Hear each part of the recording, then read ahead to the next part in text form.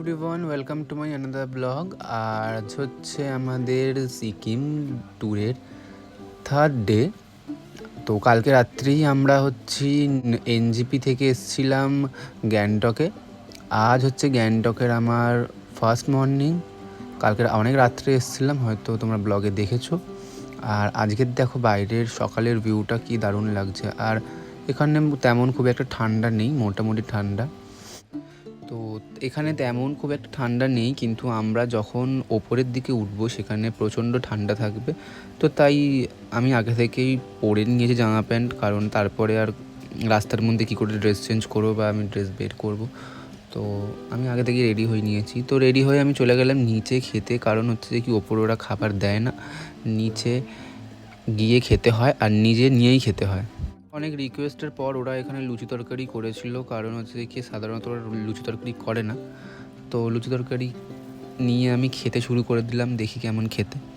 তো খেয়ে আমার মোটামুটি ভালোই লেগেছে, কারণ হচ্ছে কি লুচিটা ওরা ময়দা দিয়ে করেনি, এখানকার যে লোকাল আটা পাওয়া যায় সেগুলো দিয়েই করেছিল। তো ভালোই ছিল খেতে। তো আমি খেয়ে নিলাম অনেকটা বেশি করে, কারণ হচ্ছে কি অনেকটা রাস্তা যাব তার জন্য। তো খেয়ে দিয়ে আমরা সবাই বেরিয়ে গেছি, গাড়ির জন্য ওয়েট করছিলাম। তো গাড়ি আসার পর আমরা সবাই মিলে গাড়িতে উঠে গেছি। আজ আমরা যাব গ্যাংটক থেকে চুংথাং ভ্যালির দিকে। ওখান থেকে তারপরে ওখানের যে সাইট সিন আছে সেগুলো আমরা দেখতে যাব। তো আমরা এখন গাড়িতে বসেছি, গাড়িটা কিন্তু অনেকক্ষণ ধরে চলছে, অনেকটা রাস্তা আমরা অলরেডি কভার করে নিয়েছি। তারপর আমরা ক্রস করলাম এই সুন্দর একটা ব্রিজটা। এই ব্রিজটা ক্রস করলেই আমরা এন্ট্রি করব নর্থ সিকিমের দিকে। দেখো সামনেই এখানে বোর্ড লাগানো আছে যে ওয়েলকাম টু নর্থ সিকিম। তো এইটা ক্রস করার পরে আমাদের সামনে পড়লো একটা সুন্দর ফলস, যেটার নাম ছিল সেভেন সিস্টার ফলস। তো এখানে কাজ হচ্ছিলো বলে আমাদেরকে যেতে দেয়নি, মানে কাউকে যেতে দিচ্ছে না। আর বাইরে প্রচণ্ড ঠান্ডা লাগছে, আর এই ফলসের জলগুলো মানে উড়ে উড়ে গায়ে আসছিলো। আমার খুব ঠান্ডা লাগছিলো বলে আমি ওখান থেকে গাড়িতে উঠে এসে বসে আছি, কারণ বাইরে প্রচণ্ড ঠান্ডা। এতক্ষণ আমরা গরমে ছিলাম, গরম থেকে এত তাড়াতাড়ি এতটা ঠান্ডার মধ্যে যাওয়াটা আমার শরীর আর নিচ্ছিল না, তাই জন্য আমি চলে আসলাম গাড়িতে। আর গাড়িটা কিছুক্ষণ চালানোর পর একটা রেস্টুরেন্টে দাঁড় করিয়েছিল, যেখানে হচ্ছে আমাদেরকে দুপুরের লাঞ্চ করতে হবে। এখন প্রায় 1:30 মতন বাজে। তো আমাদের এখানে দাঁড় করিয়েছি। হোটেলগুলো খুব সুন্দর, দেখো এখানে কি সুন্দর সুন্দর ফুল, এগুলো মনে হয় এখানকার পাহাড়ি ফুলই হবে যেগুলো এরা এখানে রেখেছে। আর অ্যাজ ইট ইজ এখানে সেলফ সার্ভিস, এখানে প্রত্যেকটা জায়গায় সেলফ সার্ভিসই আছে। এখানে ছিল রাইস, যে রাইসগুলো একদম বেকার বেকার রাইস। তারপরে ছিল ডাল, আর এখানটা ছিল আলু ভাজা, এখানে ছিল ডিমের ঝোল,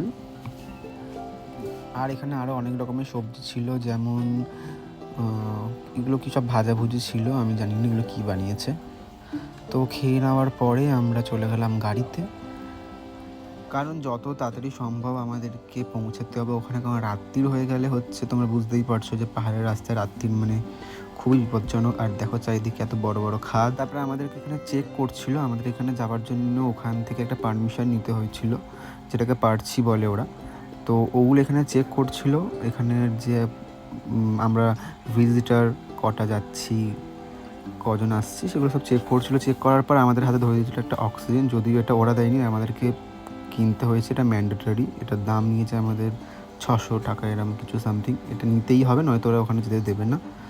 আর তোমরা কি এগুলো দেখে কিছু বুঝতে পারছো যেগুলো কী হয়েছে? এগুলো হচ্ছে অক্টোবর মাসে যেই বন্যাটা হয়েছিল সিকিমে, সেই বন্যার ধ্বংসস্তূপ এখনও পর্যন্ত ওখানে আছে, মানে এখনও পর্যন্ত অ্যাজ ইট ইজ সেম আছে। এখনও এগুলো কিছু কোনোভাবেই ঠিক করা যায়নি, কারণ এখনও এগুলো ঠিক করতে তো অনেকটা সময় লাগবে, তাই এখনও আস্তে আস্তে এগুলো ঠিক করছে। কিন্তু এগুলো দেখে বোঝা যাচ্ছে যে এখানে কতটা পরিমাণে, মানে কতটা ভয়াবহভাবে বন্যাটা এসেছিলো। এটা দেখে মনে হচ্ছে যে কি শান্তভাবে একটা ছোট্ট সরু নদী বয়ে চলছে, কিন্তু এই ছোট্ট সরু নদীটাই পুরো এই চারিদিকটা ধ্বংস করেছে। দেখো পুরো জায়গা জুড়ে এখন ধ্বংসস্তূপ রয়ে গেছে।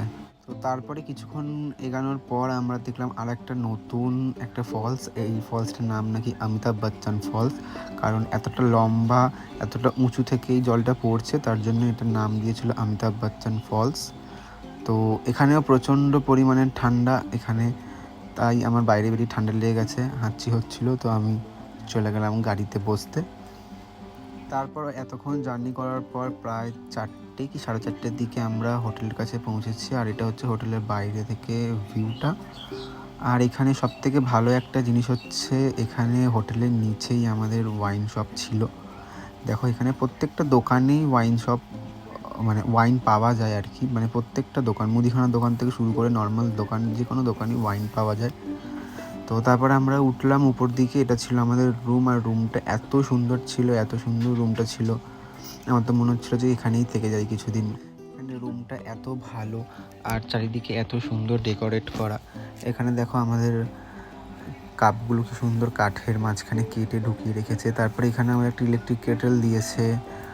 আর এটা হচ্ছে বাথরুমটা দেখো কতটা বড়। এখানে বাথরুমে একটা মিরর আছে, যেটা আমার খুবই পছন্দের। আর এখানে একটা প্যান আছে, এখানে গিজারও আছে, আর বাইরেও একটা বড় মিরর আছে। এটা ছিল বাথরুমটা।